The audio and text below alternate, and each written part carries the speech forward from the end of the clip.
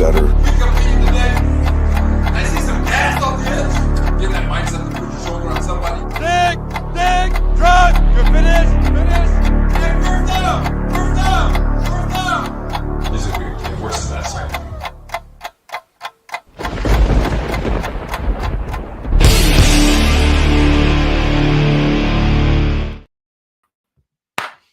Yeah, all right. It is late, and it is Tuesday, and that means it is our time to snuggle up with one another and talk about the most, look, let's be honest. It's the most relaxing, calming hobby, if you will, that one can partake. And that is New York Jets football, my friends. Let us talk. We just finished the Talking Jets panel with Matt O'Leary, Ryan from Jets Talk 24/7, and yours truly. We do that over on the Talking Jets network every Tuesday at 8 p.m. We just finished that shindigaloo, and now here we are with the After Hours Jets Fest. Excuse me. And this is the place where we calm it down. We shake it off. We make sure that there is no stone unturned, that we have said whatever it is that must be said. Eric Craig starts us off tonight. Let's friggin' go. How about some early mock draft talk? Oh my God, Eric. I don't know if I'm ready. I just don't know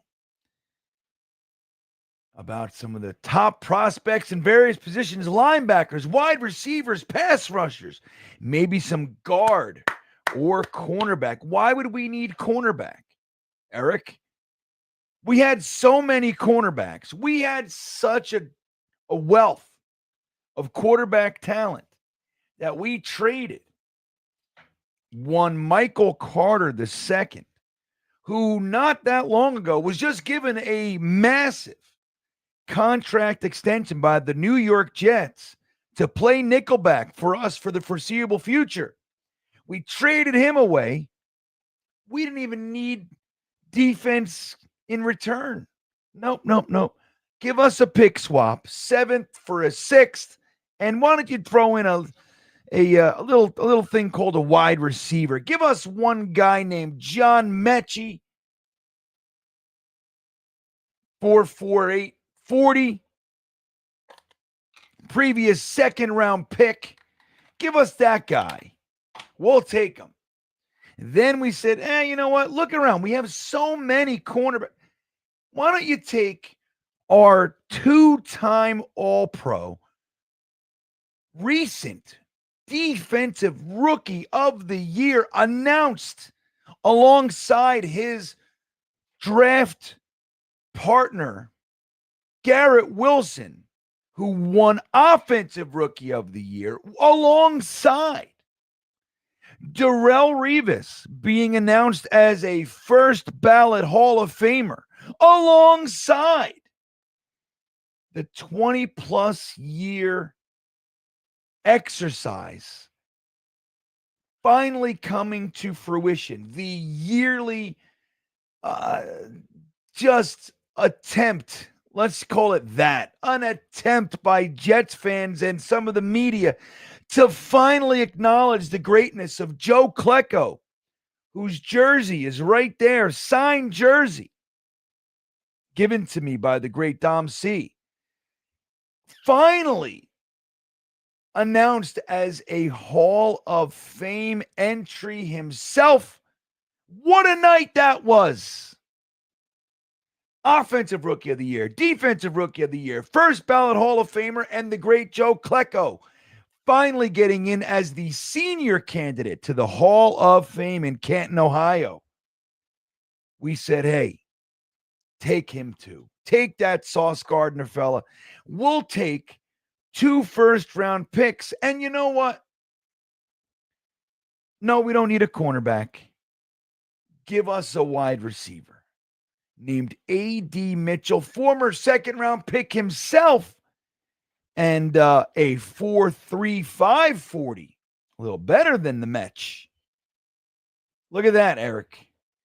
That's what we did. So I don't know if we're going to be talking cornerback. We're good. We now have A.Z. Thomas, who's injured. Third round pick of the 2025 variety draft. And we have, we traded, you know what? At the end of the trade deadline, we made that trade for that guy, Jassie or something or other. I don't even remember. But we have Quantez Stiggers. We got Isaiah Oliver. We have, who else we got running around? A whole bunch of fellas. So I don't know. I want to welcome Charles Snowden. I almost called you Snowden. Charles Sanders to the Stream Beaners. Welcome aboard, my friend. I do appreciate the support. Very, very important on this end. The support aspect helps us keep going over here. And as I say all the time, us, meaning all the people that live in my brain, all of those fellas. So yeah, man, I appreciate it. Thank you. Enjoy your emojis, your Stream Beaner super chats. Check out the members only content. I love you guys. Ricky from New York checking in. What's up, Ricky? Good to see you, buddy. Give me a real quarterback plus Sonny Styles, Denzel Boston, and Romello Heights, and I'll be good. I'd have to look at those guys. I am not deep into the awareness factor yet. As you guys know, well, if you don't, I'll tell you. And if you're new here, welcome. Consider subscribing to the channel. I just passed 4,100 on my trek to 15,000 this year. So thank you guys for that. I'm 4119 or 14,119, I think we're at. So if you'd be so kind, if you're here, you're new, consider, stomping on that subscribe button. And as always, it's a good thing to do the milk dog. That's the like button. Like the video and hit the subscribe button. It is appreciated, guys. But so as you guys know, if you're here, if you're not, I'll tell you. I don't get to watch a lot of college ball. Now, this year, I've been making some time for my Cavaliers. I'll tell you that. The UVA Cavaliers are having themselves a little season over here in Charlottesville, Virginia. And that's exciting for our neighborhood. So they are now 8-2. 8-2, just beating Duke last week, headed by Mensa, Dom C's QB2 in his quarterback ratings. So I can't really talk in detail just yet about a lot of the players. I don't get to watch a lot of college ball when college ball is being played. I only get a certain amount of time. I devote so much to this fucking Jets thing. You know what I mean? So anyway, but I do agree with you. Here's the thing. This is the year, guys. And I'm going to tell you something. I have staked my claim. I've put my flag into the ground. I've watched. I've listened. I've griped. I've cheered. I've been disappointed. I've argued with you guys about one thing or another. All year, we've talked, we've laughed, we've cried. I stick my flag in the Aaron Glenn New York Jets. I think this is it. And I was not an Aaron Glenn guy as the guy I wanted to hire. As you guys know, I had really 3 candidates, but 2 were out front for me. That was Vrabel was number 1. It seemed like that was the Jets' number 1 too, we heard recently, which is nice to hear, to be frank. I'll tell you why. Because it's hard to have any faith in this team of ours, right? This organization. It's hard to have any faith that they know what the hell they're doing, that their heads are not so far up their ass that they just look like regular heads, right? That's the thing. Their heads are so far up their ass that they just look like normal people. Which can be confusing. It can be hard to decipher, you know? So it was nice for me to hear an article came out last week that the Jets, Vrabel was their number 1. And Vrabel, they did have him in the house, and they made a very strong push. And they even contacted him numerous times after he left.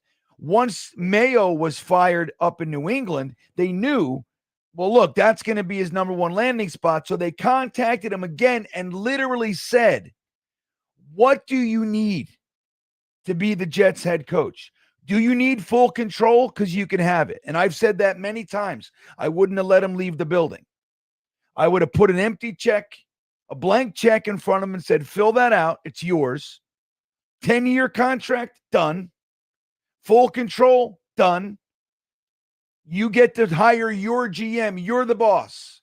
You're the president of football operations, man.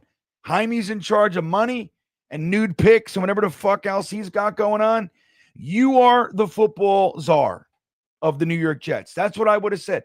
It turns out the Jets did something very similar, which again was good for me to hear because I didn't know that. I knew they interviewed him, but I didn't know if they were wise enough to do that. But he said he was actually very interested in the Jets job. And it turns out that if the New England job didn't open up, he was likely to be the Jets coach, which is heartbreaking.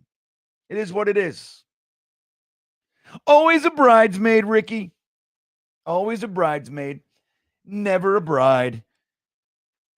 But the other guy for me was Brian Flores. Now, I know they're both defense, and that was it's a bugaboo of mine, but it is what it is. For me, it was experience over defense or offense. That's what it was for me. So really up top were the two, Mike Vrabel, Brian Flores. I was on the Brian Flores train the whole time. I thought they should have hired him. And the reason being because he was incredibly competitive in Miami. 9-7, 10-6 were his last 2 years. And I'm a big fan of hiring a coach who's already made all his boneheaded mistakes. And he did. He made the mistake with how he handled Tua, but whatever. You know what I mean? And that's the thing. When you hire a coach who's already been a coach, you're going to people would say, oh, look what he did. Exactly. That's how do you like this guy? He made a mistake. Yeah. I want a guy who made these friggin' mistakes already. You know what I mean? It's my whole thing. So we didn't get either one of those guys. And we went to we did the same thing we always do, which is hire a rookie defensive head coach. That's what we did. Now, I said it then and I say it now. If it was going to be a rookie defensive guy, it had to be Aaron Glenn. That's the thing that makes the most sense. So we did our version of the Mike Vrabel hire in New England. Now, the only difference being Mike Vrabel was already a successful head coach, coached his team to the championship game in Tennessee. Remember? So anyway, here we are with Aaron Glenn, and I've planted my flag. I am 100% behind Aaron Glenn. And a lot of people, and I'm curious to see your comments. I'm curious because I know a lot of you guys are not on that train. I'm on train Glenn. I've seen it. I've seen the things. Here's the thing. We have not seen the wins. We got 2 of them. They were nice. And we'll probably get a couple more just to bother the shit out of us, right? But it is what it is. I've seen the things that I never see, that I want to see. Like we get these coaches, right? We get these coaches. And recently, they've all been losers, right? So you hire Adam Gase. He's a fucking loser. I never wanted him in the first place. I know if you're in this chat right now, I could make a bet that you didn't want him either. Now, maybe there's 1 or 2 of you out there that did. It is what it is. But I talked to thousands of Jets fans even back then. It was before my YouTube channel. I was doing some stuff for Jet Nation, but I don't think I had a YouTube channel yet. And nobody that I talked to, nobody that I talked to, thousands of Jets fans, nobody I talked to wanted Adam Gase. It was the exact opposite. Todd Bowles at the time had no interest in Todd Bowles. I liked him plenty as a defense. I mean, it wasn't like I wasn't anti per se. He wasn't moving the needle for me.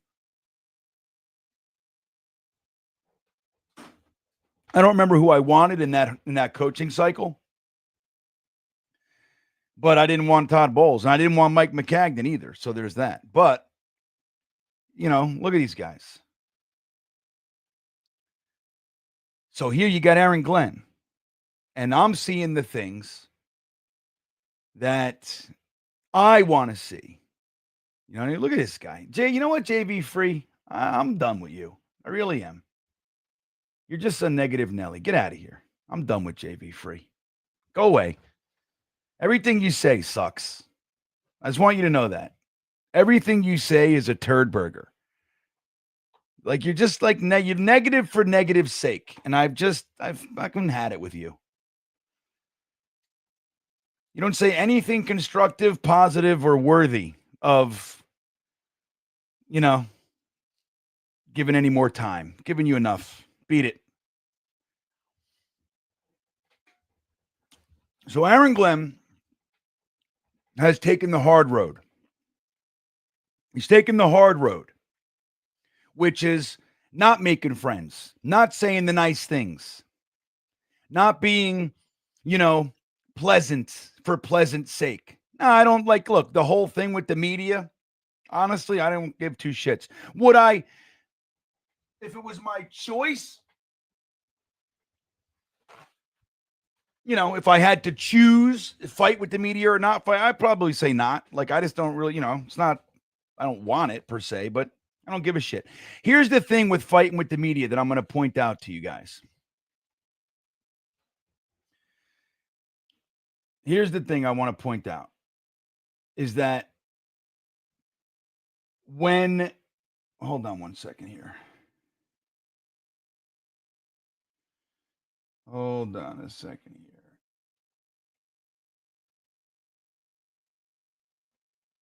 I just want to do one thing. So, when you argue with the media, when you say things with media people, when you say things that they don't like, they're unhappy, they don't like it, right? The problem with that is that the articles that come out are by those people. The TV shows that you watch are by those people. So the spin, the take you're going to get is from that end, right? Again, do I like it? Not necessarily, but do I give a shit? Not really. I don't care that Aaron Glenn doesn't tell the starting quarterback. He thinks it's a competitive advantage. I don't give a shit. Maybe he's doing it just to be stubborn. I don't care. But they do, because they don't like getting slighted. They don't like that. Hey, I asked a question. I want you to answer it. I don't like the answer. So I'm going to write, this guy's fucking big man, look and point out all the faults and all the shit and dig up all the dirt. And of course, so that you got to realize that it's being blown out of proportion because it's being done to them. They don't like it. And that's fine. So me though, but I look at it, I go, I don't really, whatever. But he's taking the hard road with them, which is, hey man, I already know that you guys are scumbags. I've lived here before. Not only as a player, I was on a 1-15 team, a 1-15 New York Jets team. I was on that team. I was on a resurgence. I was here. I saw how it was done. When I retired, I started my next phase of my NFL career here. I know you guys. I know these faces. I know these people. I know the articles. I know the shit you do. And quite frankly, I'm not here to play your stupid games. He's drafted, right? Him and I believe Aaron Glenn and Muji are a collective, but I think I've been told, I don't know how it all breaks down, but I've been told Aaron Glenn is actually the boss. Fine. That's fine with me. If it's Muji on, gets the final say, if it's Aaron Glenn again, I don't really care right now. I do believe in that hierarchy. You know what I mean? Of the coach should report to the GM and the GM should. I do believe in that. I just don't like the coach and the GM being on equal footing and they both report up. I don't like that. But if Aaron Glenn's actually got greater say than the GM right now? Do I care? No. Why? Because Aaron Muji is a rookie too. It doesn't matter to me. And Aaron Glenn's got our Jets. He's a member. Aaron Glenn's been through the same pain we've been through here. He was us. So when Aaron Glenn tries a player and he doesn't work and he cuts him, I like that. When Aaron Glenn has to weather the bullets in front of his team. So, like, guys, I've told you many, many times, I've been in leadership. I've been in executive leadership for many years. I've been the guy who has to go in the boardroom and hear all the directives from the board and all the shit that's going to be bad for staff and they're going to be mad. And I've weathered it. And then I have to go back to my staff and say it in a different way so that they're not going to get their feathers ruffled, right? I've done all these things. I've stood out in front of my staff to take the bullets. It's my fault. It's not somebody else's. Right? It's my fault. So Aaron Glenn's doing that. And like, so when I see a guy that like, so when we say, hey, Justin Fields sucks, in a post-game presser, the media is saying, hey, fucking Justin Fields and blah, blah, blah. And he goes, hey, I think he's fine. I think whatever, blah, blah. And he just takes all that shit. We don't know what he's saying in the clubhouse. We don't know that he's going, but look, he just benched him. So he's out there defending him one day after the game, and then a couple days later, he benches him. He benched him. So what does that tell you? What it tells me is that out front, what he's doing is what a leader's supposed to do. Is he's supposed to take the bullets. He's out front. He's on the podium. He takes it and he deals with it. In the clubhouse, he can turn around and he's the leader of them. And how he handles that is more than likely very, very different than how he handles the press. He's a coach. He's the head coach. He's the boss. He's the leader in the clubhouse. That's what he's supposed to do. Like when I see that shit, and I don't always like everything he says, and I'm not saying that necessarily. There are things he says and does. I made that whole video about that fucking those 2 games in a row, the end of the first half. Remember that shit he was doing? I didn't like it. And it was a red flag. What he's done since then has cooled me a little bit. I've seen him learn. And that's what happens when you hire a rookie. The first time he's going to be in the job, sometimes these guys land and it's right at Man Genius. Remember? Man Genie. He came in, he was 10-6. We called him Man Genius. Oh my God, he's the best. Look at all that. It was great. 3 years later, he was fired.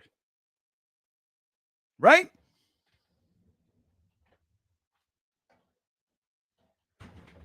Now, maybe he shouldn't have been. It was a 9-7 team. But we were also 8-3. So he had that, like when Robert Saleh was 7-4 and we didn't make the fucking playoffs, like that kind of shit. So, hey, it is what it is.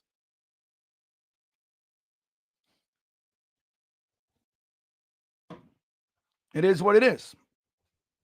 So some guys do that. They land and look at what's his name? Ben Johnson up in Chicago. Fucking fantastic. It's not going to happen. It's not happening here. We're the Jets. And this is the thing I always say. Sure, the Bears are our brothers in pain. No doubt. But I have a very, very close friend who is a Bears fan. Diehard Bears fan. And he often will try to compare pain with me. There is no comparing pain to the Jets fan. There is none. And I always like to say, when they start talking about their pain, oh, yeah, but you don't know, blah, blah. I'm like, oh, yeah. I'm just going to start with this. Tell me if you've ever had your starting quarterback's jaw broken in his own locker room right before the season started by another player, by one of his teammates. He's supposed to be the leader. Has that ever happened to you? No, fuck off. Beat it. Do you have a butt fumble? Do you have a play that the NFL shows every year? The most embarrassing play in NFL history is without question the butt fumble. And that's just the one out front. What about the fake spike and blah, blah, and all the others, right? By the way, we had another butt fumble the other night. Did you guys know that? Now, look, it's just us. It's late at night. We're talking. We can mention this, but I'm not out there singing this. I don't want another fucking video. But Justin Fields, when he fumbled and Membu's foot and the whole thing, his face was pressed up against Membu's ass. Did you see that? Go back and look at it.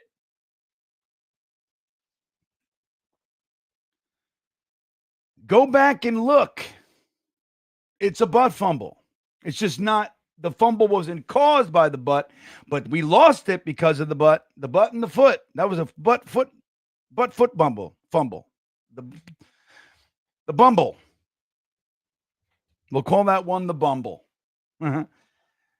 But so Aaron Glenn has done the things that I like to see. They've made the tough decisions. He benched. I got to stop drinking seltzers and energy drinks so late. It's messing with my stomach.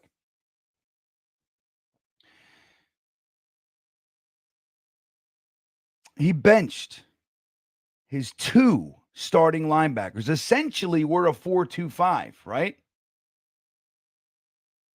Essentially, our nickel package. That's what we run most. So most of the time, you got 2 linebackers out there. He benched them both. Both have responded and have played better since the benching. Both have suddenly figured out how to tackle. Imagine that. I have been a huge supporter of accountability, repercussions. And if you got to fucking bench somebody, you got to bench them. It's the only language that competitive athletes speak. There's money, there's playing time. That's it. That's it, man. It's the only language that they speak. It's the only thing that works. You can sit down at a table and tell them all the stories you want. You can motivate them. You can get them raw. You can do that all day. The only language that they speak is money and playing time. That's it. That's it. And the value is probably different, as many players there are, you know? So Aaron Glenn has benched both his starting linebackers this season. They both responded. Aaron Glenn and Mooj have traded 2 all-pro players that, honestly, I knew Quinnen this year wouldn't be an untouchable. I knew that. Now, did I think that they would end up trading him? I thought it was, I predicted it. I said that in one of my podcasts. I said my prediction, like right before the trade deadline, is that Quinnen gets traded. But did I really think it would happen? Not really. Why? Because of the name. He's Quinnen Williams.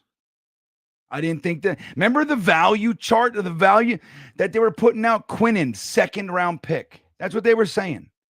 Quinnen Williams for a 2nd round pick. Remember, Jermaine Johnson was a 3rd round pick. Breece Hall, 5th round pick. If you're lucky, you get a 4th. That's what they were saying. Will McDonald, 2nd round pick. Like what? Sauce Gardner wasn't even mentioned. Why? Because he was untouchable. He just signed a brand new contract. He's a 2-time All-Pro, Rookie of the Year.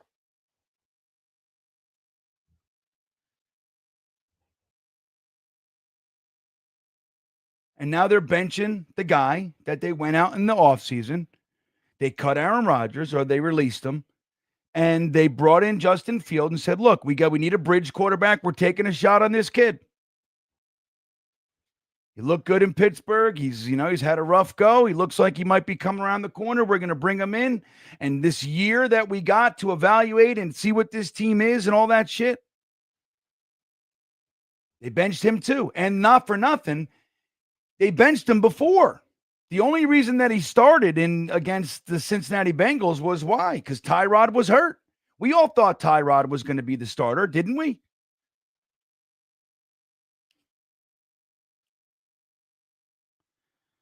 Lou B checking in. I'm on a diatribe tonight. But anyway, I just want to cap that by saying Aaron Glenn is doing the things as is Darren Muji that I never see. Like from my specific vantage point as a Jets fan, 43 years of this shit for me. I never or rarely haven't seen it in a long time. The things that I determine that from my opinion, the things that I think need to happen if this is actually going to turn around. Robert Saleh was lip service out the wazoo. Now, did I believe during the Aaron Rodgers? Yeah, I was like, okay, well, dude, you went out and you got him.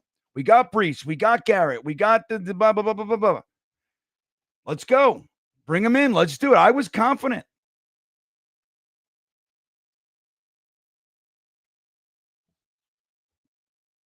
But I never, Robert Saleh's, you know what I mean? Like that whole thing, the team was soft. We were the highest penalized team in the fucking league.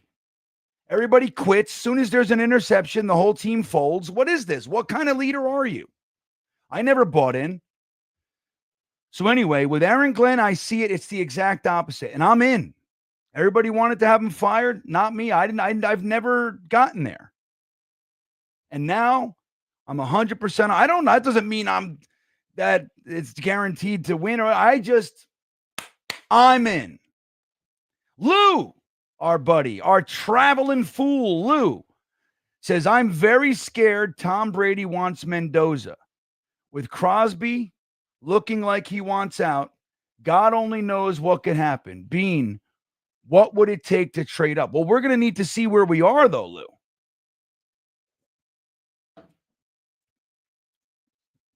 Now, Tom Brady is a minority.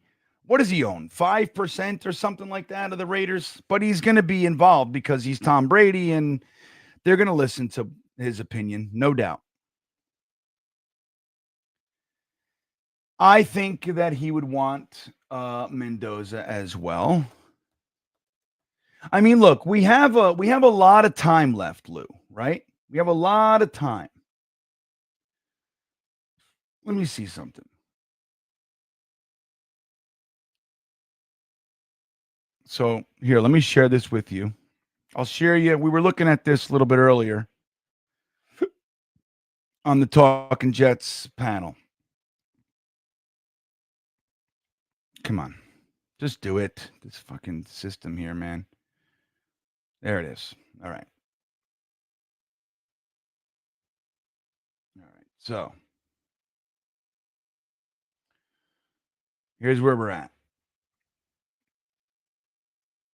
So right now, this is a little mock that they have put up. This is Tankathon. And so here's the draft, right?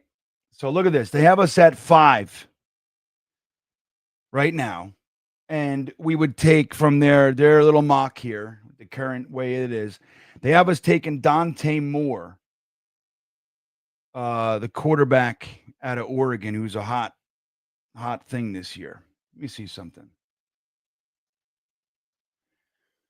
So they have all these guys coming out. So we don't know. See, this is the thing. So let's say that we are at 5. They have the Raiders at 6. So it'd be more expensive for them to get up here. So if we got to get to number 1, we got to get all the way to number 1, right? To get Mendoza, Lou. That's what you're thinking. That's the best bet. You got to get to number 1. So what's it going to take if we're at 5 where we are right now to get all the way? This is like, you ever drive in New York and you're at the Lincoln Tunnel and you got to get to McGinnis in Queens, right? It's a little tiny sliver. The Manhattan Island is little thing on a map. But everybody knows it's literally right there. You can almost see it. If there wasn't so many buildings in the way, you could see it.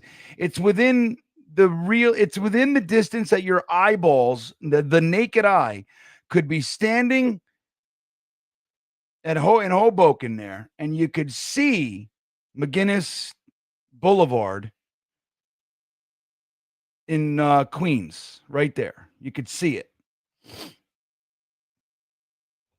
Or Brooklyn. It's right there on the border. But everybody knows, even though it's a short distance, that could take you 2 hours to get there, right? To go to to get to the Midtown Tunnel from the Lincoln Tunnel. It could take you 2 hours, man, to get where if you walked it, you could be there in 30 minutes. You know what I mean? But it's like one of those things. So getting from 5 to 1, that's a long distance, man. And you got to jump all these teams that so the Cleveland Browns, they're going to be in the market for a quarterback. They think that the Saints will be in the market for a quarterback. Now, Tyler Shock is going to have to be like he had one good game, and people are already talking about the Saints might not be in the quarterback market. Well, okay, I'm going to need to see more than one game before I start buying into that narrative. But let's see. Hopefully, hey, man, nothing would make me happier than the Saints go on an absolute tear, right? Absolute tear. And Shock is the man, right? Nothing would make me happier and take them out of the quarterback market. But I'm right where we are now, Lou, which is why it's so hard to do this now. Number 1, we don't know who's coming out. Number 2, we don't know where we're going to be. Number 3, we don't even know if the fucking Saints are going to want to call. You know what I mean? We don't know. But let's play. So if we're at 5, the Saints and the Browns are both going to be knowing that the Jets want to jump them for a quarterback. They know it. So what they're going to then do is they're going to know that they need to go up too. Even though they're sitting at 3 and the 2 teams ahead of them don't want quarterbacks, they're still going to need to trade up because here come the Jets. So they're going to be calling too. And it's going to be less expensive for them to jump up to from 3 to 2 because they're already at 5th Avenue, man. They got to jump. They're already at 5th Avenue. So we got to catch them. We got to get over there. So the Titans might be thinking, hey, we'd rather take the second round pick being offered by the Browns and only slide back to 3 and then still get our guy than taking the second this year and the second next year from the Jets or whatever it would, you know what I mean? Which is more, but then sliding all the way back to 5 and missing out on our guy. You know what I mean? One of those things. So that could happen. They might have to go, look, what you're offering is not going to be enough. We're going to take the Browns trade. And you got to go, no. I'll add this. You know what I mean? So it gets real expensive. So that's the problem with this shit is when you have, so it's like, yes, it's a benefit that the Titans and Giants look like they're not going to be in the quarterback market, but we don't know.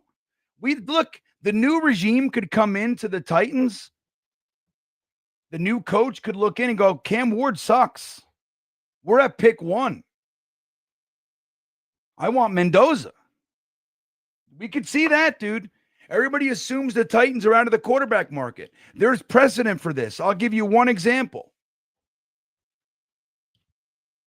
The Arizona Cardinals had a brand new coach that they just hired, Vance Joseph. Oh, no, Steve Wilkes. Fucking Vance Joseph. Hold on. Let me make sure. I feel like it's Steve Wilkes, our current defensive coordinator. So not only is there precedent, but there's connective tissue here. Let me just make sure. Yep. 2018, it was Steve Wilkes was the head coach of the Arizona Cardinals. He was just hired. So they had a fresh new head coach. And they had the number 1 overall. No. They didn't have the number 1, but they had a first round pick. So they took Josh Rosen, they had a brand new first-round quarterback. They had a brand new head coach. You remember what happened, Lou? They fired Steve Wilkes. The new guy came in. His name was Cliff Kingsbury. They had the number 1 overall pick, and they drafted Kyler Murray. Remember? They said, to hell with this Josh Rosen kid. We don't care. We don't care that he is a first-round pick from a year ago. We don't care. I have no interest in coaching this kid. I want Kyler Murray.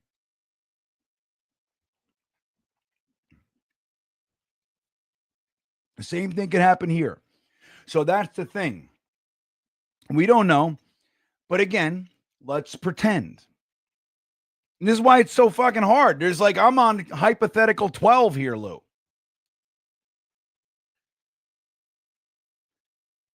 So the two teams don't want a quarterback, but there's also two teams in front of you that do. So it's going to take a lot, man, which is support for the tanksters, right? The people that are right now hoping that every game the Jets play is a loss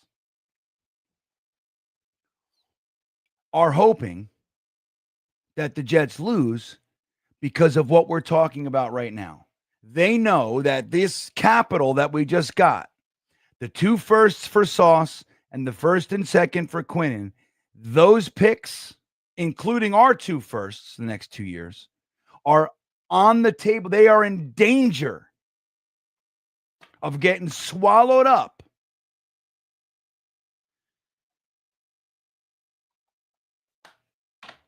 by the trade up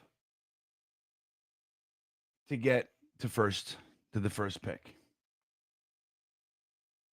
Whoops. You see what I'm saying, buddy? You see it? So I can't predict. It's going to take a lot, which is why, look, I'm rooting for Aaron Glenn. I'm just going to, dude, I can't get all jammed up and being upset if the Jets win. I can't do it right now. If the Jets go out this week and beat the Ravens, I got to be happy. I got to. Even though my tank loving ass in the back of my brain, there's going to be like, you're blowing it. You're blowing it. You're blowing it. Like when we play the Saints, that is a double the bang for your buck game on both ends. If you're on Team Tank, when we play the Saints, if we lose to them, that is a double the bang. They go up and we go down. And that's what you want if you're on Team Tank. So shit, Lou, it's tough. It's tough to do. It's going to be expensive. So now if you're just sitting at the 1st overall pick, you don't got to talk about this. If you lose out right now, and look, we don't have Sauce, we don't have Quinnen, we don't have a quarterback, we got Tyrod Taylor. What the fuck is he? And then you got no Garrett Wilson. You know what I mean? You got a bunch of noobs running around. A.D. Mitchell, he's got 3 drops. You got Mechie, who looked better, but what is he? We don't know. Arian Smith's got some drops. You know? Hennessy checking in. Good to see you, my friend. Green Bean, I love your thought process in rebuilding and drafting. With all the picks we have now, how would you do it this time around if you were the GM? Oh, so yeah. Well, thank you, Hennessy. I appreciate that. I also thoroughly enjoy my thought process. Man, this hat, let me just take it. This hat, I've been wearing this hat, dude, for so long. It's the late 90s when I got this hat. It is toast. You know what I mean? It is like, you see, like, it's just the most comfortable hat that I have. It is like, if there's ever been a hat that's shaped like my head, it's this hat. And it's like, see all like, it's like, there's just shredlings coming off of it. Sad. See, like this is nice and all, but doesn't have the same feel to me. Anyway, so what would I do this time around? Well, again, it's tough because I need to know where I am. But let me tell you this. I, assuming, because I don't know yet, but assuming I'm in love with a quarterback, because I think quarterback's the piece, dude. And we got to stop playing games with this. Oh, there's no quarterback in this draft. Wait till 27. Dude, what? I mean, as these Brees Halls and Garrett Wilsons get older and more disenchanted, like I just can't, you can't just count on that. Remember last year when it was Cam Ward and basically the Cam Ward draft, right? Everybody was saying this quarterback class sucks. 2026 is going to be great. Remember? And now here we are. Oh, 2000. You can't. A bird in the hand is worth two in the bush. You can't count on the future. You got to do what you can now. So I am assuming that I really like one or more of the quarterbacks. I'm getting a quarterback. That's what I'm doing. That's my start. Now we have 5 firsts and 3 seconds the next 2 years. That's insanity. My fear is that we're going to have to use them to get one guy. And I hate that idea. Best case scenario is that we figure out how to lose these games while still figuring out what we have in A.D. Mitchell and John Mechie and Arian Smith, for that matter. On a slightly secondary level, what we have in Mason Taylor and Jeremy Ruckert. Stone Smart, I don't know what that is. I'd love to see the UVA tight end. His name's escaping me because I'm fried. I can't believe I can't remember his name, but you know.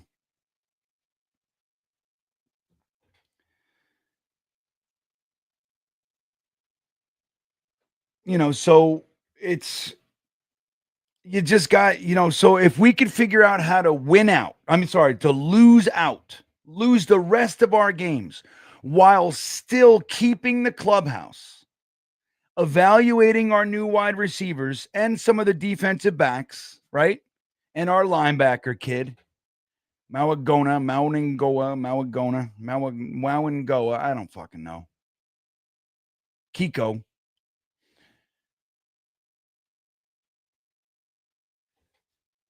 And not want to fire Aaron Glenn, right? Because it's dumb. If we're losing out, there's going to be thousands and thousands of fans calling for his head, which it's futile. It's not where I want to see our energy going. I want to see us talking Jets. I want to see us looking towards the future.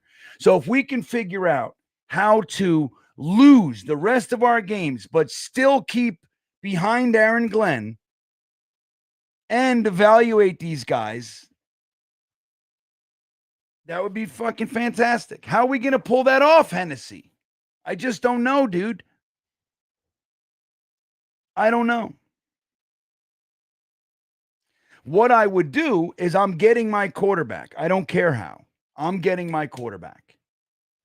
And then from there, my next priority is a bona fide wide receiver 2, borderline wide receiver 1. I don't give a shit if he's better than Garrett Wilson. What do I care? Garrett Wilson's my favorite Jet. Love Garrett Wilson. I think that if he was on, the fucking Bengals, if Joe Burrow is playing, or if he's on the Chiefs, or if he's on the Niners, or what, dude, he's lighting up the NFL to the tune of 1,500 and 10 touchdowns. That's what I believe. He's played with 12 quarterbacks. It's the poor kid, and he's not going to get his 1,000 yards this year. It's like, we're just killing him, So, but do I care if I draft a wide? So if I get my quarterback, let's say that I do figure all that out and I lose out. Let's say I do whatever hell and I'm organically at the number 1 pick, which hasn't happened since 1997. So it's a long shot. Let's say that I'm at pick number 1. So that means I have pick 1 and wherever the Indianapolis Colts are.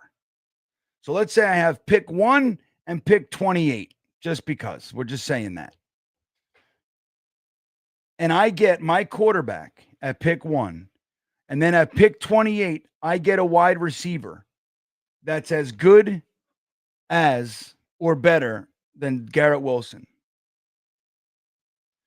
That's a fantastic start. What I'm looking to do, but then you got to look at who's there and whatever. What I'm looking to do with my second round pick is I'm looking to get the meanest son of a bitch linebacker that's on the board.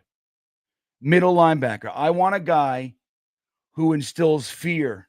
And that's what I want. I want a guy whose number one asset, number one trait is that he absolutely hates people carrying a football and he wants to kill them. And that he can. That's what I want. I want a guy that whoever's got the ball, fucking pack a lunch because I'm going to be coming at you all day long. That's what I want. Not these linebackers that are hit and miss like Quincy Williams. When he's on, he's as good as they get. But then he disappears. And then one game he's missing tackles all over the place. And the next game he's fucking knocking people's heads off. It's inconsistent. I don't want it. He's good to have on the team. I like him running around, but I need a guy that's a stalwart. He's our middle line. He's on the field every defensive snap. He can cover, he can kill, he can tackle, he can, sideline. That's what I want. There's no reason I can't have that. There's no fucking good reason that I can't have that. And I'll find him and I'll get him. So that's what I do. So my top 3 picks, assuming that I can keep my 2 firsts and my second, I'm taking a quarterback, a wide receiver, and a middle linebacker that your mother calls you before you have to play and says, son, please call me after the game and tell me you're okay. That's what I want. Hennessy checking in again. Says, with our luck, we tank and the quarterback pick after us is better. I know we can't. Not this year. It's not happening. It's not happening anymore. I hear you, buddy. And that shit happens. That stuff is real. Look at the Bears. They traded up for Mitch Trubisky in the same draft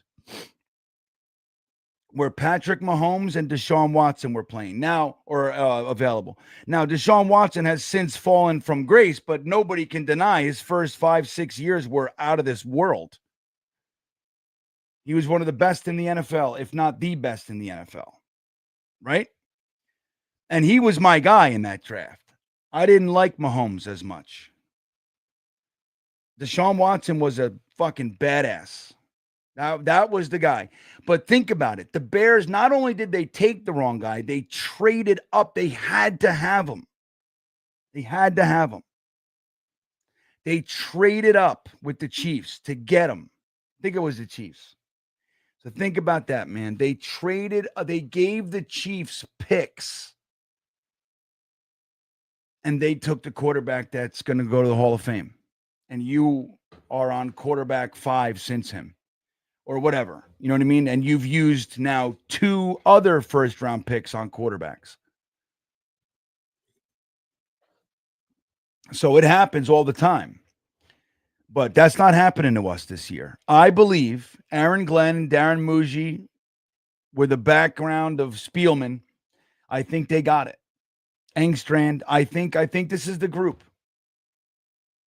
I think this is the group that is detail-oriented enough, that is overturning the stones, that is looking at it through the right lens. Sauce Gardner, great player, not moving the needle. He's not inspiring anybody. He's not a fucking vocal leader. He's doing his job. He's doing it well. That's fine. But he's not moving the needle. 2 first-round picks and a wide receiver, I'll take that. I like it. I'm sorry. And I love Sauce. I have a black and a white Sauce jersey, for God's sakes. You know what I mean? Welcome aboard, Benji Unger. Thank you, buddy. Thank you for the support. The newest stream beaner. Got 2 new stream beaners today. Thank you, guys. You're the best. I appreciate it. Man, I'm tired tonight. I know I might not sound it, but I am shot. I am shot. I had a hard day today. I can't wait. You know, like when, there's those nights when you just can't wait to get in bed. You know what I mean?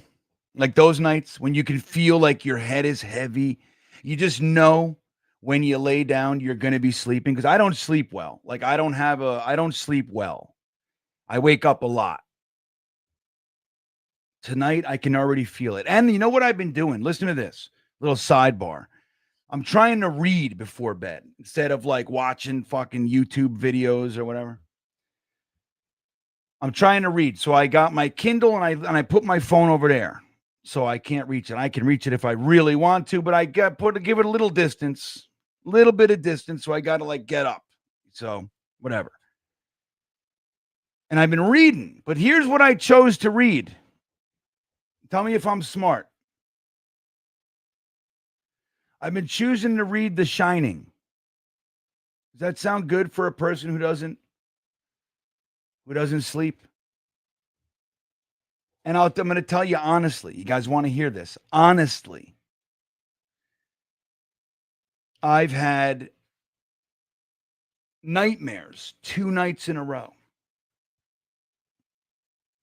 Now, I didn't know I was so fragile. I had no idea. And I'm not even at the scary parts yet. Like I'm still on like chapter 15.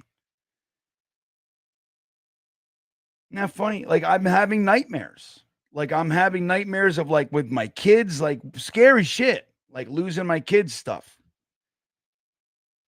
I don't like it. So I don't know if I'm going to read that tonight. I don't think I'm gonna. I told my wife I wasn't gonna. Right? NHL boy goes, yeah, and signing, great bedtime story. Right? Fucking, look, NHL boy, when I take a step back and I look at it through an objective lens, I'm like, why would you do like, right? It's like, what are you doing? But when I'm in it, I do stupid things.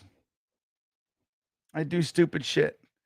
So maybe I got to read what should I read? Maybe something soft. I read lots of books. I do audio books and that's why I Kindle and I read, whatever. I listen more than I read physically because I can do it in the car. But anyway. So Infrared is really upset about Woody's money. Let's see what Infrared's all. So we wasted $30 million on Fields, but we paid Tyrod Taylor 16. What a fucking joke. Who cares? We still have cap money, Infrared. What do you care? You know what I mean, bud? That would be a problem if we couldn't sign somebody. You know what I mean? Then I hear you. But I don't care. I don't care if they could have got him for 35 bucks and they could have got him for 35 million. I don't care. I don't care. Again, if it stopped us from signing someone, then that's a different story. We're about to have $90+ million in cash. Now we got some people to sign, so don't make it's not all fun and games. But we got a mess of draft picks, and we got 90-something million dollars. And that's we're still paying for Aaron Rodgers. If you want to pile on Infrared, which is not so hard to do around here, as you know very well, my friend. It's not hard to do.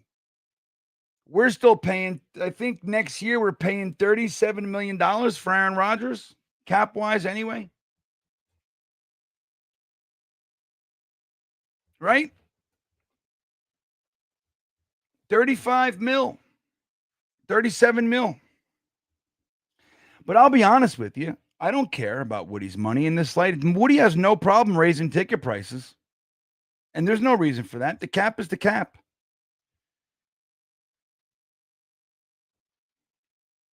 This is what he's saying. I don't want a bridge quarterback. I'm with you there. I'm fucking done. I'm done. Get your guy. You're going into year 2 as a regime. You got 5 years, they said. Woody has no problem firing coaches, though, and paying them. He doesn't care. He's done that. Dude, every coach that we've had since at least Rex, Woody was paying after they were fired. Every single one. I believe Rex, maybe not, but I do believe Rex, definitely Gase, definitely Bowles, definitely McCagnon, definitely Idzik, definitely Saleh, definitely Joe Douglas. Now, the good thing with Saleh and Joe Douglas, they were in their last year, so it was only like half a year after they were fired. You know, but dude, Todd Bowles and McCagnon, he paid like 2 years after they were fired. So McCagnon hasn't worked in the NFL since we fired him. Think about that. I brought that up a couple of times.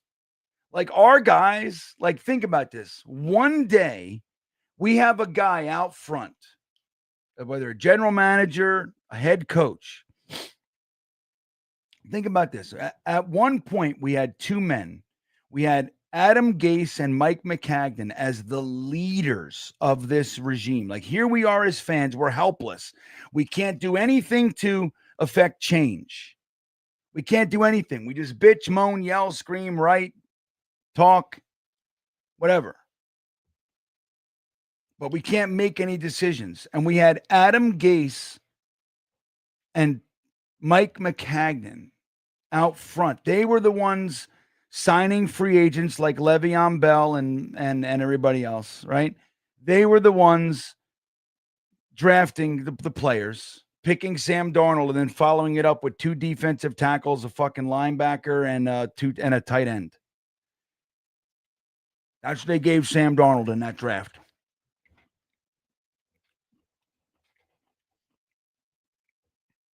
Those guys, since they've been fired here, have not coached a fucking Mike McCagnon has not worked in a front office, and Adam Gase has not coached a lick of football since that. Think about that. That's how bad they were.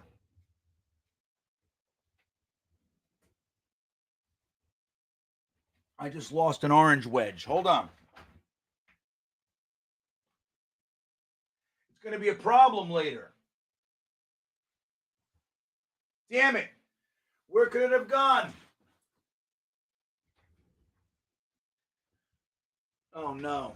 It's going to be a problem. I can't see.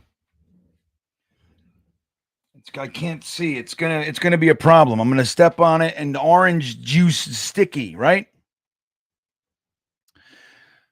So anyway,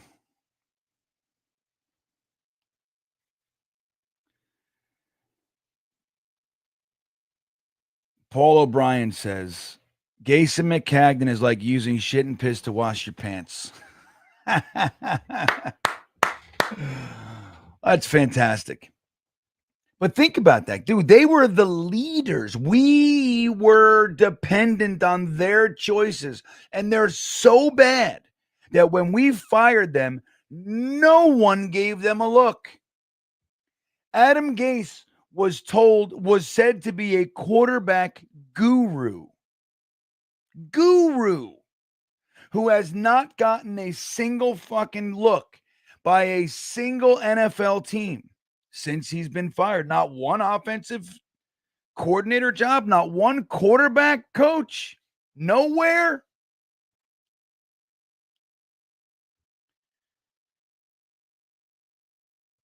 That's how bad this organization has been. So the Jets paying for, so anyway, getting back to the point is Aaron Glenn and Muji are going into year 2. Theoretically, they have 5 years to do their job, to do this thing, to turn it around. But you don't want to waste. Year 1's already a cluster, right? We know what this is. It's an evaluation. You know it. Dude, they came in their first job. The first thing they did was get rid of Aaron Rodgers, Devontae Adams, CJ Mosley, Solomon Thomas, Morgan Moses left. Like all of our vet leader, all of it's gone. That's the first thing they did. The next thing they did was they went and brought in Justin Fields and a bunch of middling scrub types. Josh Reynolds, Tyler Johnson, right? A bunch of hold the fort characters. Brandon Stevens, they gave some money to, which is interesting because he's the only off-season free agent that's doing a damn thing. Cisco tore his pec, so he's out, but he sucked. It's funny because when we did that, I liked Cisco more than I liked Brandon Stevens. Not that I was an expert on either one, but I liked him better. But Cisco's out. Brandon Stevens is earning his paycheck. He's looking good. He's not Revis. Let's not get it twisted. But he's doing all right, right? You know? But all those guys, Noddy, Cowart got injured the first day of training camp or whatever. We had never saw him. Noddy, they brought him in. They were like out. They made the trade. They said, this guy sucks the biggest of balls. This guy sucks. Let's go get Jawan Briggs. And they did that. Let's go get Phillips. And they did that. And they got them both for pennies on the dollar, which is great.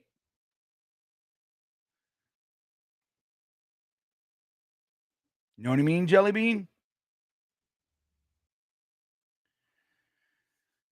So they're going into year 2. You did what you had to do this year. You made your waves. You shook it up. You've identified things. This guy sucks. This guy's not a part of the plan. This guy's good. We figured this guy out. I can bench Sherwood and he can snap out of it. Now, Sherwood, I don't know if he's part of the long-term plans or not.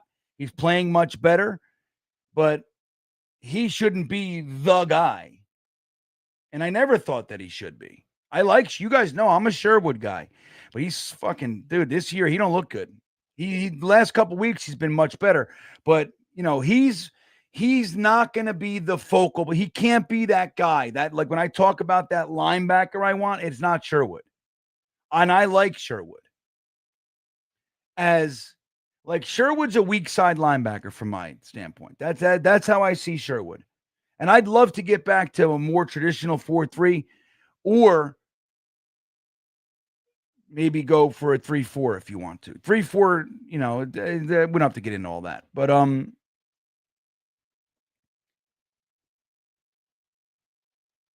I just think this is the year. We can't, like Infrared said earlier, I don't want another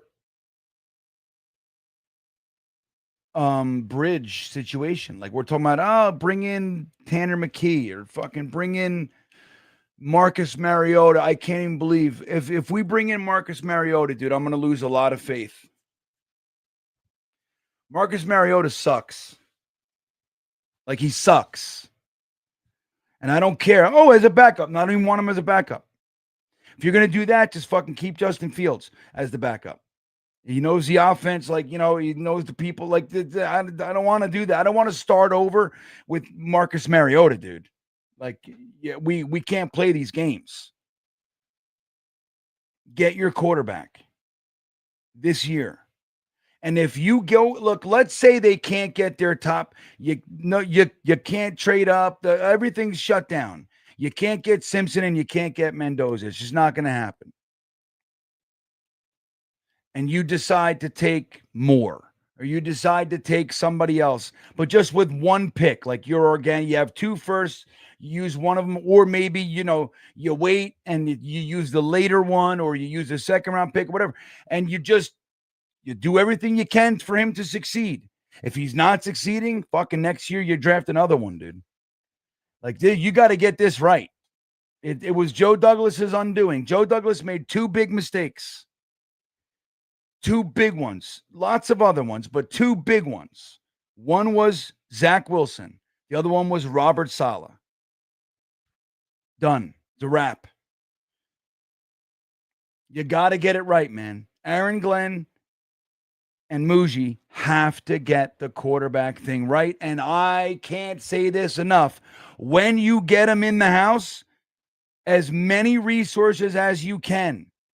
Coaching, development, nutrition, strength, mobility, fucking everything should be on that kid. Everything. Not one guy who, like, look, Rob Calabrese is our quarterback coach. What does that even mean? He's never played, he's never coached. Why is he in charge of the most valuable position on the team? Now, I know the whole Greg Knapp thing. We don't got to do all that again. But they didn't change they kept going with it. So anyway.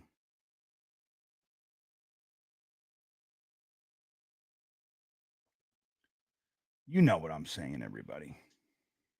You know what I mean. I want to remind you guys about the amazing offer from the one and only Sleeper that I've been enjoying. I've been enjoying this app. You think you know football, and I know you do, then you can very easily make that transition from game day, turn it right into payday with the Sleeper app. That's how you do it. You download the Sleeper app. Right up top, you're going to see that little thing I got on the graphic to the left. It says free $20 entry, no deposit required. It's right there. You say, I'll accept that. One button, and you get the $20 in your account. Use it. Look on NFL. That's because we're an NFL channel. You go to NFL. It tells you you could pick the game. You go Jets, Ravens, and it'll tell you all the props. And you go, all right, well, look, it says Tyrod Taylor, 1 touchdown. You go more or less. It says Breece Hall, 58 yards. You go more or less. You go down the line and you pick more or less. You can win up to 1,000 times your money. Once you realize that you're comfortable and you like it using that free $20 entry, you go ahead and you use the promo code GREENBEAN to make your next deposit, and they're going to match up to $100. It's beautiful. It's beautiful. Download the Sleeper app. Take advantage of these amazing offers and get yourself into the game. See if that knowledge of yours can turn game day into payday. Terms and conditions apply. The link is right in the top of the description of this very video to get you there nice and easy. And I thank Sleeper for hanging out with us on the After Hours Jets Fest. So let's see. I'll get a couple more comments here. You guys are awesome. Infrared says, everyone above me right here kicks ass. Every single comment. That's why Infrared's the best. Because of shit like that. J-Boy checking in says, becomes about doing all the Monday through Saturday shit and Sunday falls fault. I don't know what you're talking about, J-Boy. I think I do. So here's what it is. Because I agree with this. But here's what I want to say. You got to do everything. Now, I don't know if this is what you're talking about. It sounds like you're in a conversation, but I'm going to take it anyway. I am a believer that you practice, that you study, that you do all the things between games. You got to do all the things. But for a head coach, like so the players are out there when you get to game day, the players are out there on the field and they're doing everything that you trained them and practiced and all the stuff. But I am a believer that the hardest a head coach and the other coaches should work, the hardest they should work all week is a 3.5-hour period on game day. That's the hardest they should work. They should be 100% engaged.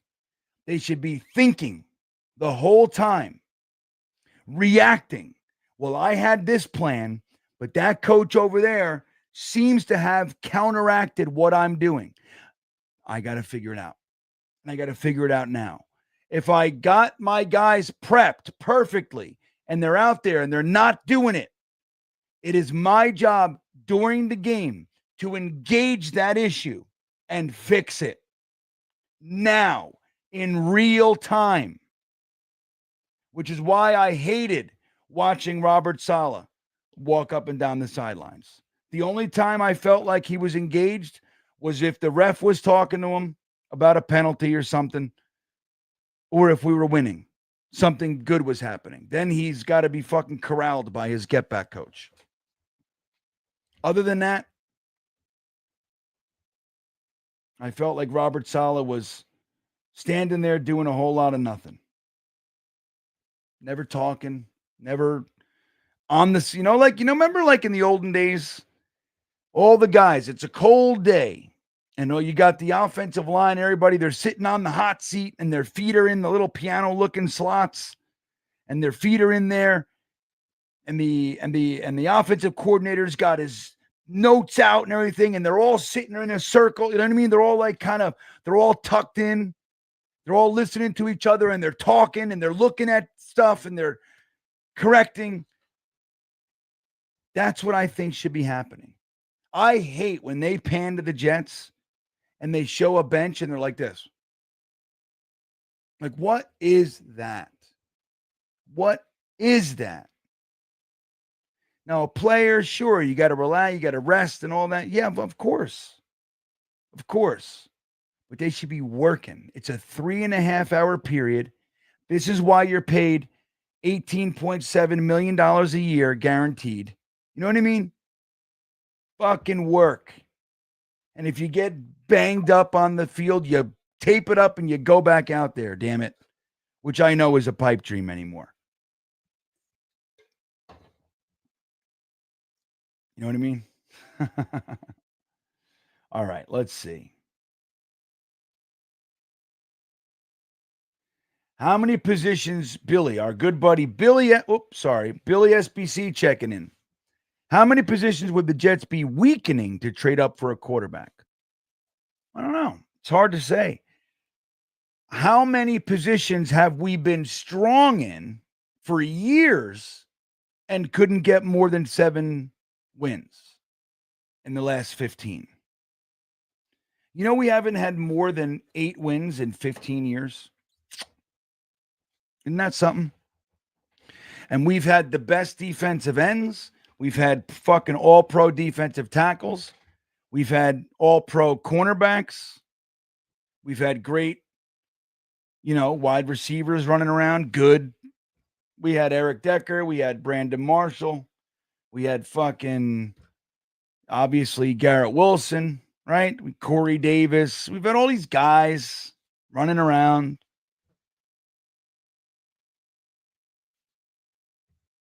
You know what I mean? I think, Billy, the right way to look at that is how many careers have we wasted? How many years, how many Sundays have been miserable for us, me and you, bud? How many Sundays have been miserable because we did not have a quarterback worth a shit? Whether his name was Zach Wilson, Sam Darnold when he was here, Justin Fields now, Tim Boyle, Trevor Siemian, Luke Falk, McCown, Bryce Petty. You know what I mean? Like, how many times? Like, whatever we have to do to get the quarterback, we get a quarterback. And then you make sure that you're putting every available resource into his success. And then from there, we see what else we got to do. Now, you can't. Now, just know, I'm not saying bring a quarterback into a team that's not constructed, because I don't like that either. We did that. The good news is we have an offensive line. We have a wide receiver 1. We have a tight end 1. We have a strong running back room. And it looks like we might have an offensive coordinator that can do some stuff. Jury's out. But he looks better than Hackett. So I think that's the right way to look at it. Like, we've tried everything else. We've had the number 3 defense. You know what I mean? We've had 1,000-yard receiver. We've tried it all. It's time to get our quarterback and insert him into a team that is largely constructed. And then the defense, dude, honestly, the defense should be secondary. This whole idea that offense wins games, defense wins championships, not the case anymore. The NFL is significantly different than it was. Whoever said that didn't know about these new rules that defenses aren't allowed to touch anybody.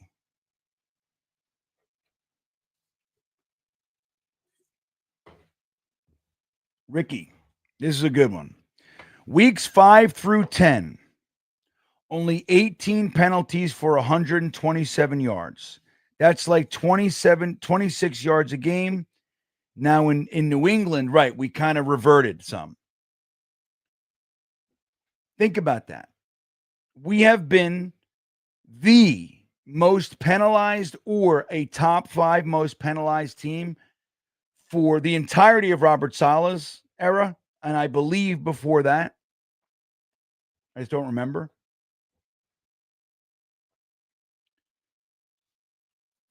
And the first portion of this season, it carried over. Aaron Glenn has been hitting that shit hard. He's been hitting it. And when he's yelling at people and all this shit and benching guys and all, the press could go, oh, Aaron Glenn's act is wearing thin and people don't like Tanner Engstrand and blah. They can write all the bullshit they want, but the penalties are down. The tackling is up. The missed tackles are down. And that's without the guys. Like, don't forget, the 2 games that we won, Sauce wasn't there. And the first one, he was on our team. And again, I love some. I'm not throwing stones at him. I'm not. Great players are great players. But it's about the whole. It's not about any one player, man. It's not. There is no iron team, all this stuff. A chain is only as strong as its weakest link, all the things. It's about the team. How well the team plays together. And how well they're led.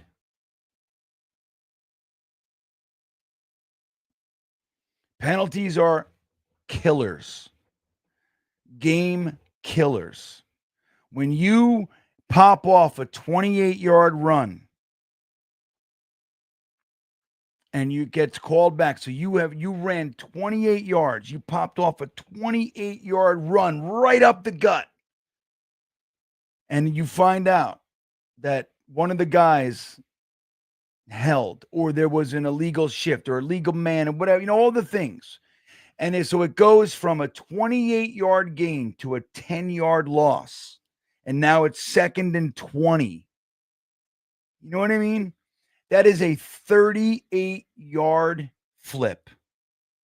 38-yard flip. Just like that. Or the other side, when it's 3rd down and everybody you get a great stop. There's a deep pass and your cornerback knocks it. Everybody's nuts. And you find out that your fucking asshole lineman grabbed an offensive line by his face mask, got mad for a second. And now, instead of getting off the field on 3rd down, now it's a 15-yard personal foul. 1st down. You see that? That not only is it a yardage thing, which is bad enough, but it's a morale killer. It sucks the energy, the life out of people. Now, shit happens. Stuff happens throughout the game. But as a common thread, how many times have you seen the Jets with a crazy penalty on 3rd down? How many times? And Aaron Glenn's been killing it. Again, that's the thing that, like, when I talk about why I believe, that's one of the things. Like, Robert Saleh never addressed or fixed the penalty issue for 4 straight years. Never took care of it. Aaron Glenn said absolutely not. And Aaron Glenn, from the podium, I've talked about this numerous times. Aaron Glenn said from the podium in a post-game presser, we have a mentality here that as soon as something bad happens, as soon as a bad play happens, oh no, Here it goes again. He said, I have to kill that. And what he's saying, he didn't use these words, but I'll translate for you. What he's saying is that when something bad happens on this team, they quit. And I can't have that. I got to find out where that's coming from and uproot it. And when you see guys getting traded and you see people getting benched, that's what you're talking about. That's what he's addressing. Penalties and quitting. We cannot quit.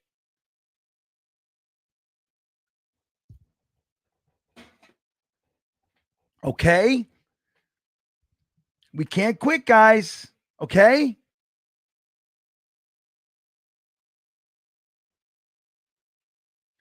Well, that's what he addressed this week, Hennessy. So are points. I don't know if the points are down. We kind of never score them. We did. You know what's funny? In the first couple of weeks, we had like 30 points, 28 points, right? We were kind of looking good.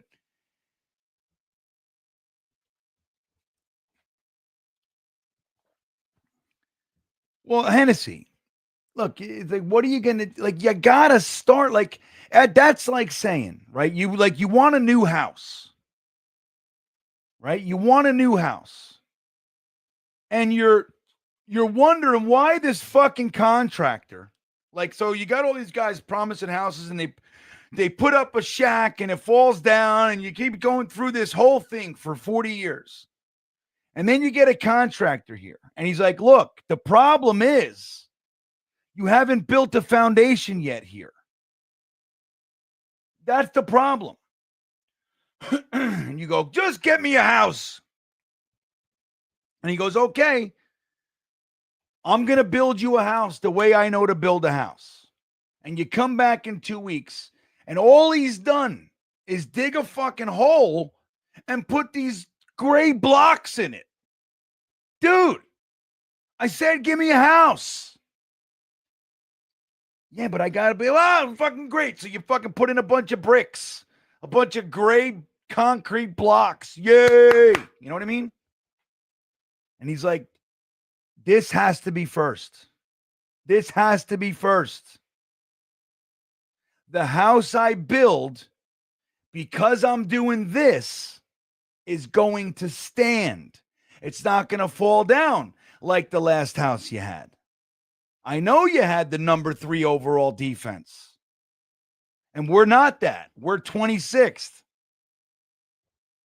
But their penalties are down. I got rid of some quitters. I flipped a couple all-pros for first-round picks. We're building something here. Give me a minute. I said, build me a house. Yeah, I'm with you. I'm tired too. But if we're going to fucking build it, right, man? You gotta do it right. And that takes time and that takes pain. It's not going to happen here overnight. It's not, dude. We got to get rid of the quit. Taking quit out of people is not an easy task. Hennessy, you know, it's like when they talk about a quarterback who has happy feet. Sam Darnold, ghosts. Remember? That took Sam Darnold. It took him 5 years and 4 teams to shake off the ghosts thing. You know what I mean? That phantom pressure, you know, reacting to pressure that doesn't exist. That's because you are shell-shocked. Once a quarterback gets that, they say usually once they get there, it's not coming out. They become this, you know, frenetic, erratic, you know, the game's really fast, you know, for them. So I'm with you. Don't misunderstand what I'm saying. I think you know. You're not an idiot, you know? You're one of those fucking guys that knows the deal. The thing is, we have always tried to do things in a way that was never going to work. It was doomed. Adam Gase was doomed from the word go.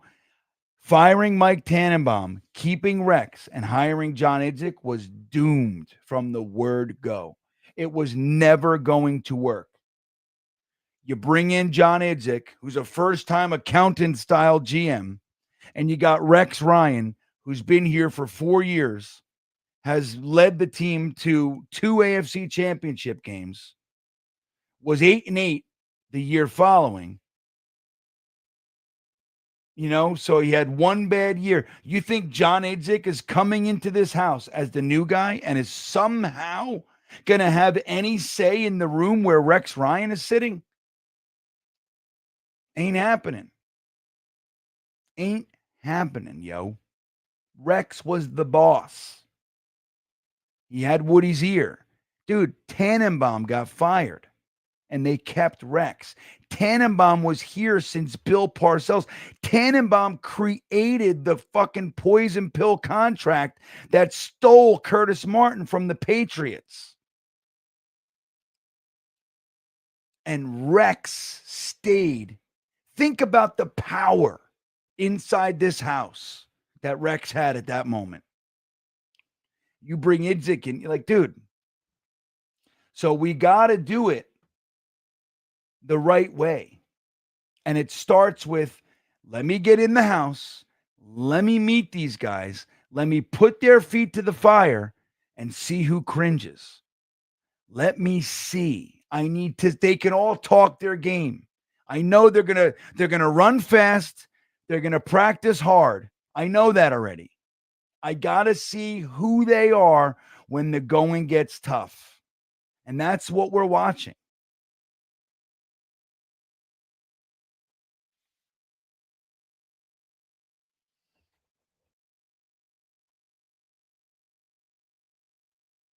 O'Regan says, if you build a bad foundation, then you often have to start over at square one. Committing to Rodgers meant quite the reset after 0 results if it didn't work out. AG has to start over, that's perfectly said. Let me tell you guys something. So in this neighborhood, as you guys know, during the day, I've been doing some tree work. So I do this. I work for this guy, and he's got this contract in a part of our town called Glenmore, really affluent neighborhood. Lots and lots of money, big houses, beautiful area. Well, a few months back, in the middle of the night, maybe like 8 p.m. kind of a thing, 9 p.m., something like that. This woman was watching one of the houses as the family was away. And this is the story. So she was watching the house. One of the neighbors, this older woman in her 60s, she's watching this house and she smells something. And she asks one of the other neighbors, can you come over here and smell? I smell gas or something. When the other neighbor was coming over, he was close, but not in the house. She was in the house. The house exploded. Okay? I'm going to fucking show you guys a picture of that. I'm going to show you guys something, and I got a point here. Let me see if it's in here. Hold on a second. Let me see if I have it here. I'm going to show you guys. Either way, I'm going to get you guys this picture. I'm just going to see if it's in this spot, which would make it really easy. Oh, look at that. Me and Connor Hughes. Look at that. Anyway, let's see. It's a funny picture down at the Senior Bowl. Me and Connor Hughes. Let me see here. Nope. All right. So hold on a second. I'm going to show you guys this picture. So this house exploded. It was a gas leak.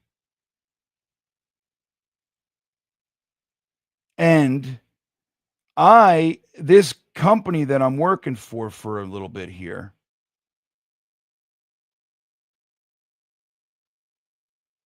hold on, is this it?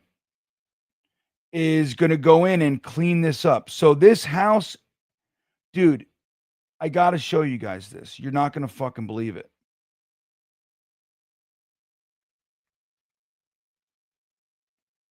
Come on, man. So, all right, maybe I won't be able to fucking find. I thought I had these pictures like right here, but I don't want to delay too much longer here.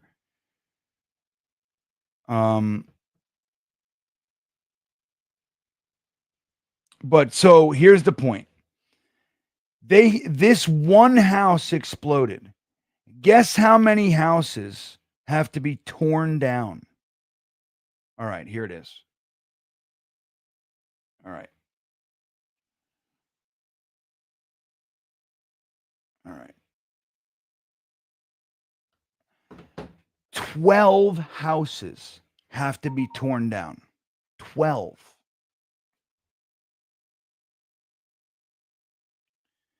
You want to know why? You want to know why? Take a guess, put it in the chat. Why do you think they have to tear out 12 big, huge mansions? Not mansions, but big houses, beautiful houses. Why do you think that is? There's one issue. All right, let me show you guys this fucking picture. Hold on. Oh, everything is so laggy back here. I got to really do something. All right. So this is a big house. All right. So sadly, the woman died that went into the house, completely gone. They didn't find anything of her. All right. You see this? This is somebody's house. All right. Now, this is me. I'm there. I'm on the site.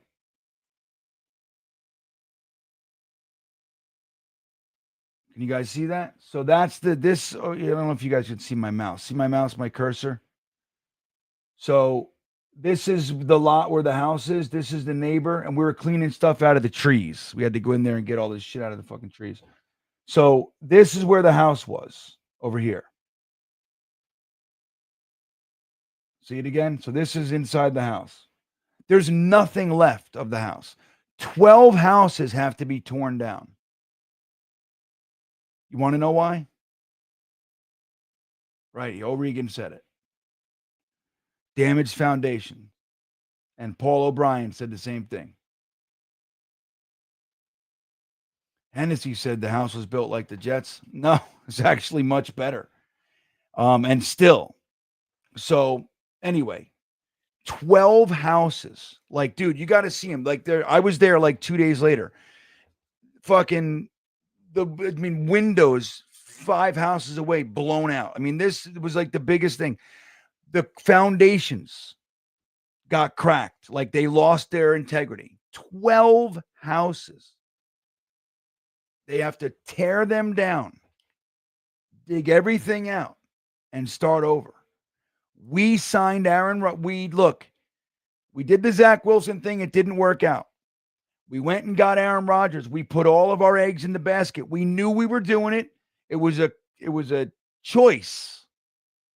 We got Garrett Wilson. We got Breece Hall. We got Sauce Gardner. We got Jermaine Johnson. We got fucking Quinton Williams. We got Michael Carter. We got the guys. We're ready. We're ready to go. So we thought. We even added Devontae Adams to it. Sometimes thinking's overrated. You just got to do it, right?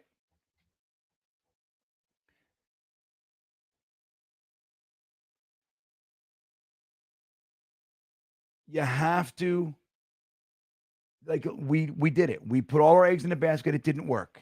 It didn't work, which is why I appreciate.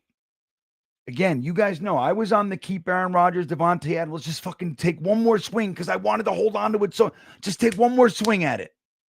Take one more swing while we still got it. No, the foundation's ruined. It didn't work. Peel the Band-Aid off. It's going to hurt. It's going to hurt. It's going to suck. There's no way to make this move and win. We're not going to do it. So what we're going to do is we're going to fucking tear this out. We're going to get rid of Solomon Thomas. We're going to get rid of Javon Kinlaw, CJ Mosley, Fucking Hassan Reddick, right? Aaron Rodgers, Devontae Adams, all these guys, Leaky Foci. Everybody's got to go. You all got to go. Everybody's got to go. And we're going to build this thing. We're grabbing a shovel. And we're digging the hole for the foundation. That's what we're doing.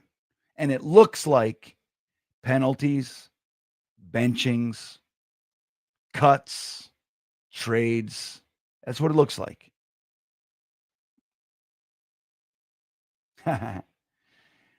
Green bean in real life, the most interesting is real life. The most, I know, man. It's like my life is weird. I get into some weird, crazy places.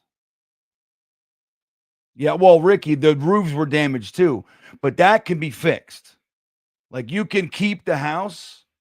That's like it's in football terms. That's like realizing that your defensive backs. You got to do. You know what I mean? All right. Well, we got to get a better cornerback. We're foundation, which is where like the roof could be fixed. We could tear the roof off and keep the rest of the house. When you don't have a quarterback and your whole team believes quitting is acceptable, that's foundational. Dude, this team, listen, Robert Saleh, I say this. Again, I'm not talking about the man, the father, the husband. I don't know anything about that man. Looks like a good man to me. From everything I've seen, heard, read, I don't pretend to know him. Robert Saleh looks like a fucking top-notch human being, doesn't he? But as far as a football coach, he's a fucking puss. He was soft as soft could be. He was calling Joe Beningo in the wee hours of the night and crying that nobody loves him. That's what he was doing. Okay? And I was embarrassed by it. And I couldn't believe that our head coach would be so stupid as to call a long-suffering Jets fan who happens to be in the media and fucking cry to him. Because Joe Beningo's on the line like, are you fucking kidding me? This is the head coach of the team I'm hoping goes out and wins on Sunday. He's calling me and saying this. What's up, Mess? Good to see you, bud.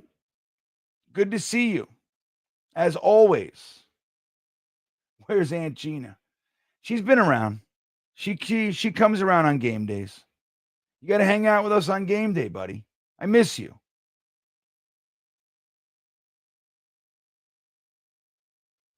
So, yeah, Billy, it was a gas explosion. So that woman died, and the guy who was coming over to help her out, some fucking neighbor that she said, hey, do you smell something? He said, let me put on my shoes. And he was close. And he was hospitalized. Like seriously hospitalized. But he didn't die. Maybe I don't think he did. He didn't then. I haven't checked up. I haven't followed up. But yeah, man. So anyway, that's what's going on with the Jets, guys.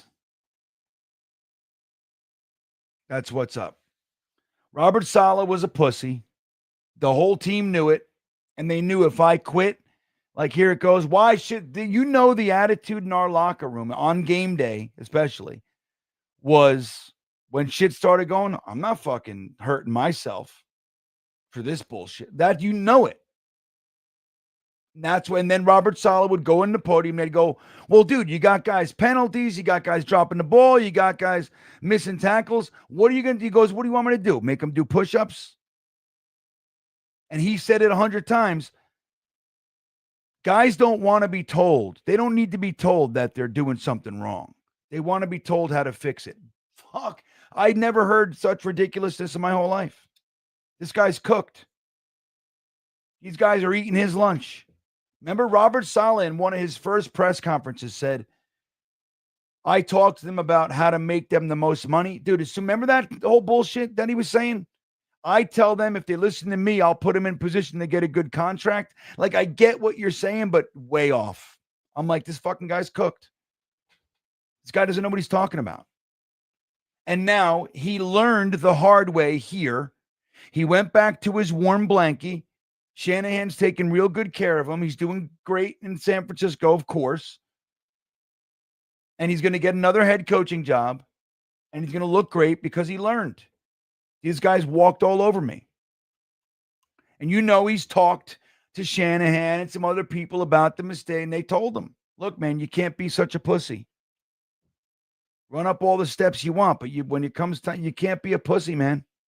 You think Shanahan accepts that stuff? He doesn't. So, all right, guys, I'm out of here. I can't wait to get into my bed tonight. Oh, I'm telling you, guys, I just know this. It is 12:13 or 12:19 p.m. By 12, I still have to make my coffee for my wife in the morning. I set up the kitchen. I do those things. Once I do that, so at 12:45, just know this. Look at your clock at 12:45 and know Green Bean is laying in his bed like this. Just know that. Know that's happening. Okay? Guys. Yeah, and then he goes and he says the Jets took his joy away. You're the coach. You took our joy. That's what I mean. He's a victim. They stole my joy. Yeah? Because we are not this is a tough job, man. And you weren't man enough to do it. Let's just call it what it is. Let's call it what it is, buddy. You weren't man enough with the hands on the controls to change it so we could all experience a little bit of joy. You had a 7-4 team and fucking lost every single game and didn't even make the playoffs. All you had to do was win one more. 8-8 would have got you in that year. Or was it 8-9 yet? I forget. 8 wins would have did it, and you couldn't do it. Not me. I wasn't in control. I didn't steal your joy, buddy. You stole mine. Don't forget about the great offer from Sleeper. The link is in the description, everybody. Turn game day into payday. Use the promo code GreenBean and get that $100 deposit match on America's greatest and most popular fantasy app and sports app. Guys, I hope you have a great rest of your evening. Please don't forget to hit the like button and subscribe if you haven't yet. It is greatly appreciated. We're on our way to 15,000, just past 14,100 earlier today. I love you guys. Joe the Jet G coming in at the very end as I'm trying. Oh, no way, Joe. I'm sorry, buddy. Can't do it. I'll answer it quickly. I spent about an hour on that. And I'm saying good night, my bud. I know I love you, man, but I can't. So what is the likelihood of a trade up for a quarterback? We got to see where we are. Hopefully we lose out and we don't have to trade up. Wouldn't that be great, Joe the Jet G? Hey, it's good to see you, man, as always. But I'm out of here. Thank you for the support, Joe. I sincerely appreciate you, buddy. Have a good night, everybody. I will see you. What is it? When will I see you? That's right. I'll see you next time.